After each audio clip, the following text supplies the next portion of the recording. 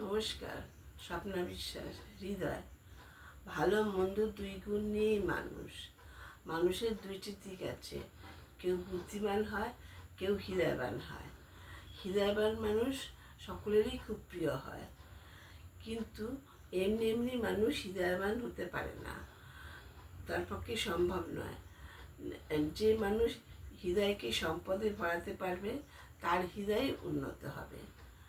তাই জন্য তাকে ভালো ভালো বই পড়তে হবে, মহাজনের উপদেশগুলো মনে রাখতে হবে, আর সবার কাছে শেখার চেষ্টা করতে হবে।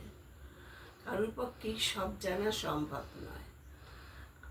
তাছাড়া আমরা শরীরকে সুস্থ রাখার জন্য আমরা যেমন পুষ্টিকর খাবার খাই, তেমনি হৃদয়কে ভালো গুণে পরিপূর্ণ করতে গেলে জ্ঞান দিয়ে হৃদয় ভরাতে হবে।